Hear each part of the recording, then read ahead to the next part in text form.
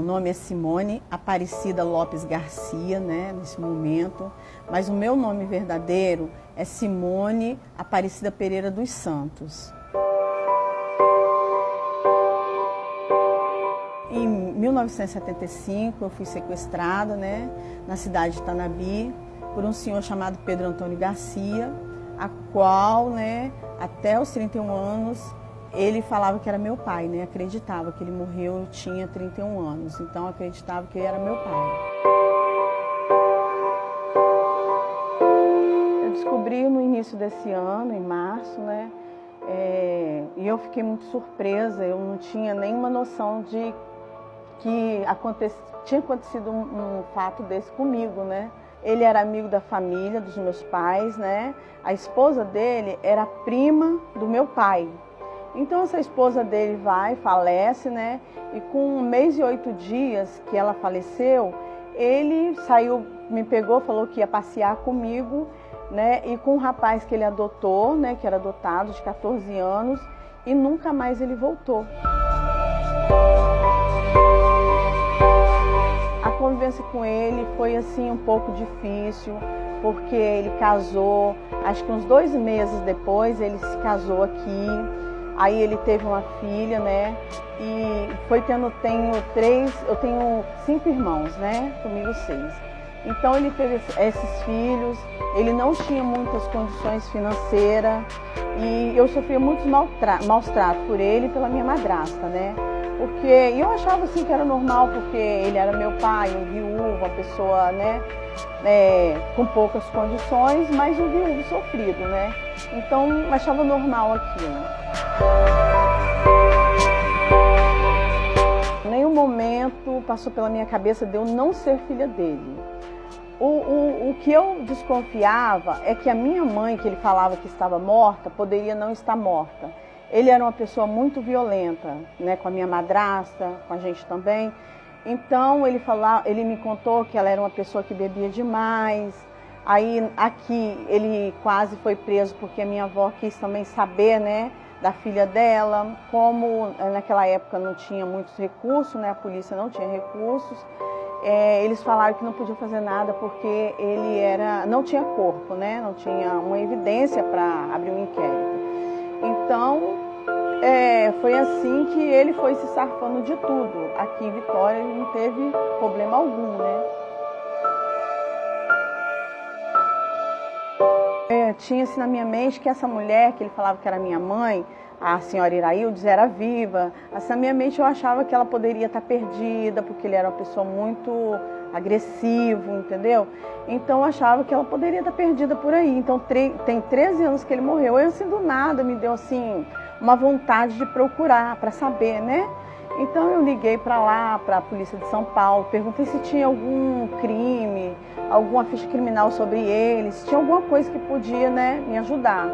Aí me falaram que era para me procurar no fórum e eu procurei, né? E, né, consegui, né, ficar sabendo que eu não era filha dele e que eu tinha sido sequestrada por ele, né? Primeiro momento assim que eu descubro isso, né, que a minha filha me conta, porque eles entraram em contato com ela, ela me conta isso, eu comecei a chorar, a gritar. Para mim é um desespero, porque eu tenho filhos também, né, e eu fiquei muito desesperada e fiquei com o meu psicológico abalado até, né, tive que fazer um tratamento psicológico por isso, entendeu? Por incrível que pareça, essa foto eu vejo ela desde que eu era criança. Sempre vi ela.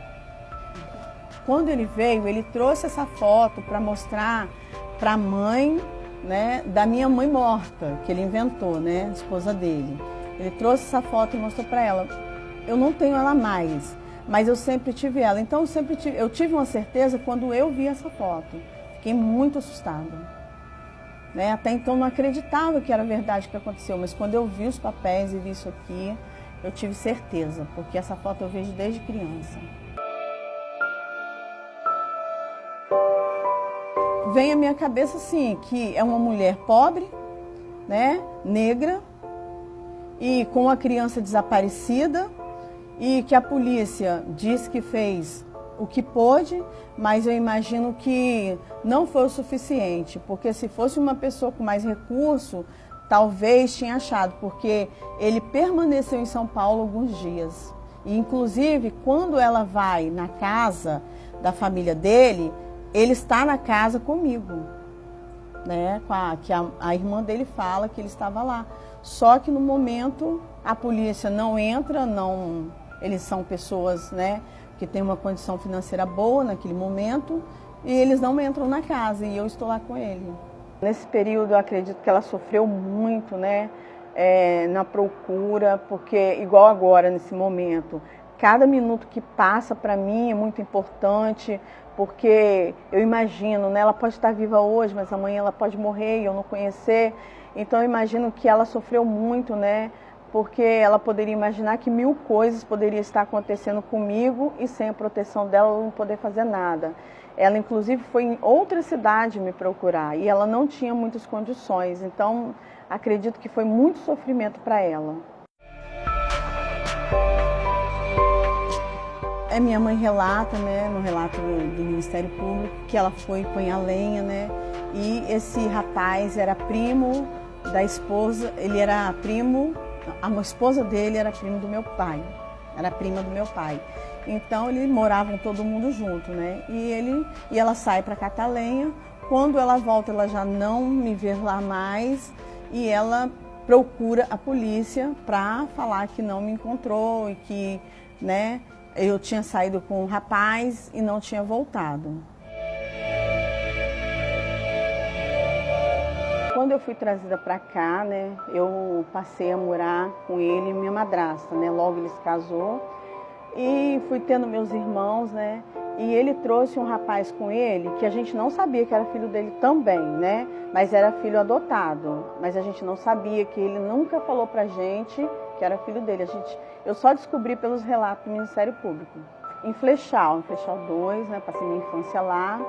E não foi uma infância muito boa, porque esse rapaz, ele era um pedófilo. Ele abusou de mim dos 9 aos 14, dos 4 anos até os 9 anos, entendeu? Não fui estuprada por ele, mas ele, né, me aliciava, fazia esse tipo de coisa, até os 9 anos. Então não foi uma infância boa, minha madrasta era muito violenta, entendeu? E não só comigo, mas também com os meus irmãos, né? Ela também sofreu muito, porque ela viveu no orfanato. Eu entendo, eu amo ela, nunca julguei ela, entendeu? Porque eu sei também o sofrimento dela. Mas assim, naquele momento ali eu era uma criança e precisava de cuidados e carinho, né? Então, e esse rapaz, ele foi esse tipo de pessoa, né? Então ali quando eu fiz 9 anos, apareceu uma pessoa lá pedindo uma pessoa para brincar com as crianças dela, tal, né? Era amigos do meu pai, né? E eu pedi a ele para ir, ele deixou. E eu morei nessa casa dos 9 aos 14 anos, né? Saí de lá porque o rapaz, o senhor da casa, né, me tratava como filha, também tentou me violentar. Então eu saí dessa casa. Voltei para casa, aí eu me envolvi com um rapaz, né? Tive aquela linda filha ali, né? Que tem 30 anos, que eu tive ela com 15 anos. Eu tive uma conversa com ele estava internado, e eu perguntei ele pela última vez, né? Para ele me falar, assim, perguntei ele onde estava, se minha mãe vivia ainda, se ela... para ele me contar, né? Porque eu imaginava que ela era viva, ele falou que não. Perguntei a ele se eu fui registrada em São Paulo, né, por ele. Ele falou que eu não tinha registro em São Paulo, ele me registrou aqui. E fui indagando dele. Essas foram as últimas palavras que ele ouviu, porque eu perguntei para ele, entendeu? Se ele disse que o cartório onde eu fui registrada, ele foi queimado, pegou fogo. Faleceu, ele morre e não conta nada? Não conta nada. Aí 13 anos depois eu sempre senti vontade. Mas parece que tem um tempo, um momento da sua vida que você... Não, hoje eu vou, né? Hoje eu vou pesquisar, quero saber, entendeu? E assim que aconteceu. Eu fico assim empolgada e acredito, né? Eu acredito que eu sou uma pessoa de fé, né? Sou cristã e acredito que milagres acontecem, né? Porque eu não tinha como saber, né, dessa história. Eu creio que Deus não faz nada pela metade, né? Então eu creio que Ele vai fazer algo acontecer.